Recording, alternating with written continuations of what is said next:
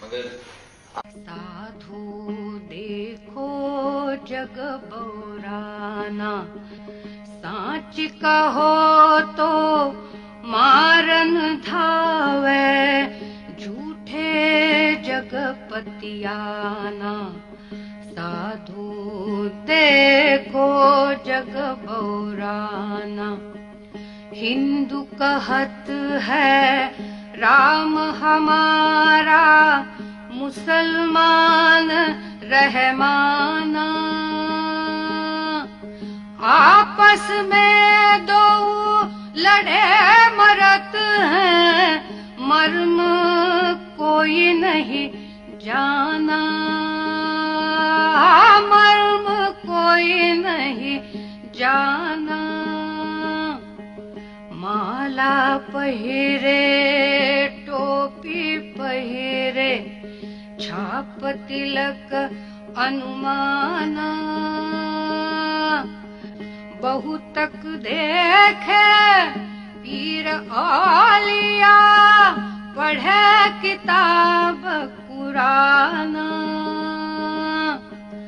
करे मुरीद कबर बतलावे, उनहु खुदा न जाना। उनहु खुदा न जाना। या विधि हंसत चलत है हमको, आप कहावे जाना।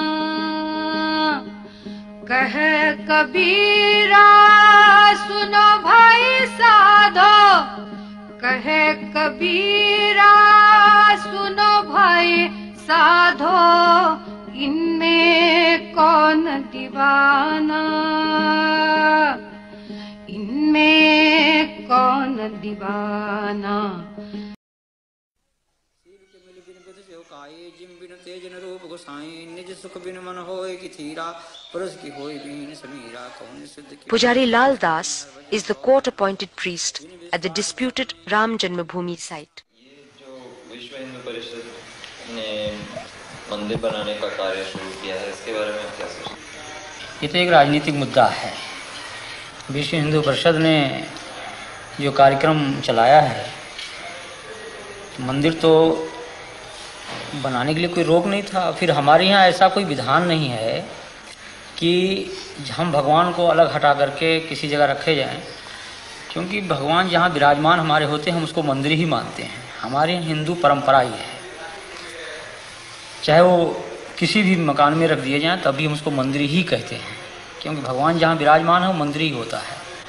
फिर अलग से मंदिर बनाने का कोई औचित्य नहीं। अगर अलग से भी बनाया जाता तो उस इमारत में जिसमें भगवान विराजमान हैं, हम उसको तोड़ना भी नहीं चाहते हैं। और जो लोग तोड़ना चाहते हैं वो इस मुद्दे को लेकर तोड़ना चाहते हैं कि पूरे हिंदुस्तान में एक तनाव की स्थिति पैदा हो और हिंदू मत जो है हमारे पक्ष में हो। उनको ये चिंता नहीं है कि कितना बड़ा जनसंहार होगा, कितने लोग मारे जाएंगे, कितने कटेंगे, कितनी बर्बादियाँ होंगी, या जो मुस्लिम बाहुल क्षेत्र में हिंदू रहते हैं उनकी क्या परिस्थिति होगी। हमारे देश के सामने तमाम ऐसी समस्याएं हैं कि 1949 से आज तक किसी मुसलमान ने वहाँ कोई अवरोध नहीं पैदा किया। लेकिन जब इन्होंने यह नारा दिया कि बाबर के संतानों से खून का बदला लेना है, तब पूरा देश जो है वो दंगाग्रस्त हो गया और कम से कम हजारों लोग इसमें मारे गए, मौत के घाट उतार दिए गए। लेकिन तब भी इन लोगों ने जरा सा यह महसूस नहीं किया कि यह तनाव जो देश में फैल रहा है, हिंदू मुस्लिम की जो एकता आज हमारे देश में बनी हुई थी, तमाम मुस्लिम शासकों ने मंदिरों को जो जागीरें दी। आज जानकी घाट में माफीनामा मिला, हनुमानगढ़ी के बहुत से भाग मुसलमानों की बनाई हुई हैं, फकीर राम जी का मंदिर मुसलमानों का माफीनामा है। ये तमाम जो जागीरें मुसलमानी शासकों द्वारा मंदिरों में दी गई और अमीर अली और बाबा रामचरण दास की जो समझौते थे कि हम हिंदू और मुसलमान दोनों एक मिल करके रहेंगे, उसी जन्मभूमि के पार्ट में दो भाग किया गया कि एक तरफ मुसलमान नमाज पढ़ेंगे, एक तरफ हिंदू पूजा करेंगे। ये सारी बातें जो थी उस पर इन लोगों ने पानी फेर दिया। इस तरह से दंगे फैलाए गए, ये मात्र एक सांप्रदायिकता का दंगा कुर्सी और पैसे के लिए फैलाए गए। न कि ये राम जन्मभूमि के। मैं तो ये कहना चाहता हूँ, मैं राम जन्मभूमि मंदिर का पुजारी हूँ और मैं बिल्कुल सत्य कह रहा हूँ आपसे कि आज तक विश्व हिंदू परिषद के लोगों ने वहाँ पर एक माला भी नहीं चढ़ाया, भगवान की पूजा अर्चना तक उन लोगों ने नहीं करवाया वहाँ पर। और कब बल्कि उन्होंने व्यवधान डाला। हमने हाई कोर्ट में रिट दायर किया और रिट दायर करके तब वहाँ की भोग व्यवस्था चालू करवाया। तो यहाँ की जनमानस ने कभी इसको स्वीकार नहीं किया, लेकिन इसमें कुछ किराए के साधु जिनको पैसा चाहिए, पैसे पर खरीदे गए, रामशिलाएँ घुमाई गईं। उसके उन रामशिलाओं को उन लोगों ने अपना कमरा, अपना मकान बनाना शुरू किया और काफ़ी जनभावनाओं को उन्होंने दोहन करके और बड़ी बड़ी बिल्डिंगें तैयार कर ली। करोड़ों अरबों रुपए इन लोगों ने इकट्ठा किया, विभिन्न बैंकों में इन्होंने डाला और लाखों रुपया उन्होंने व्यक्तिगत अपने खाते में इन लोगों ने डाला।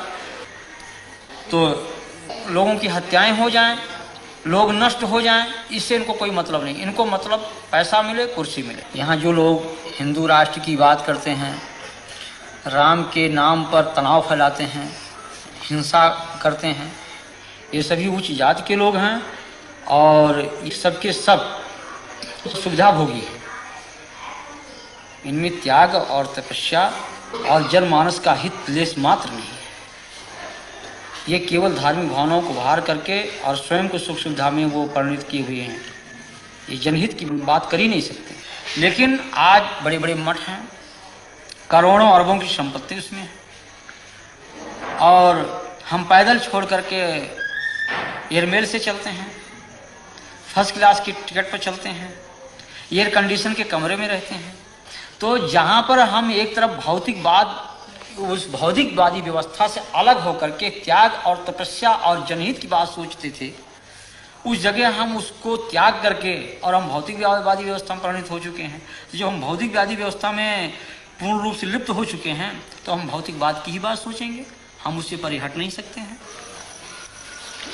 तो ये आज के धर्माचार्यों को कि आप क्या कहेंगे? हम तो इनको भौतिकवादी व्यवस्था का एक पोषक मानता हूं मैं।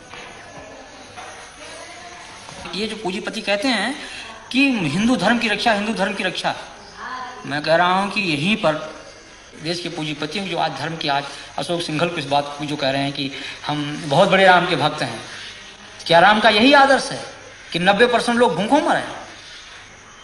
ये हमारे देश की जो विषमता है आज, ये क्या इन धर्माचार्यों की पे नहीं चाहिए? अगर आप बड़े पूंजीपति हैं, आपके पास पैसा है, आपके कहने में एक पूंजीपति समुदाय देश का है, तो उन पूंजीपतियों से पैसा लेकर के उन गरीबों में लगाइए आप, जैसे मदर टेरेसा कर रही है, या और जिन धर्माचार्यों ने किया है, पूर्व जो धर्माचार्यों हमारे ने किया है, उनका अनुकरण करें आप। कि जनमानस को इसका विरोध करना चाहिए कि किसी की धार्मिक भावना पर ठेस नहीं पहुंचाना चाहिए। हम किसी के दिल को तोड़े नहीं, हमारा धर्म ये अलाउ नहीं करता है, इस चीज को कभी अनुमति नहीं देता है। राम का हमारा ये जो आदर्श है राजनीति का, वो यही है कि जनता सुखी रहे और जिस तरह से मुख में हम भोजन डालते हैं, पेट को मिलता, सभी अंगों को मिलता, उसी तरह से सारी जनता हमारी है। कोई उसमें छोटा बड़ा कोई उसमें ऐसा नहीं है, लेकिन उन आदर्शों की सीधी हत्या की गई।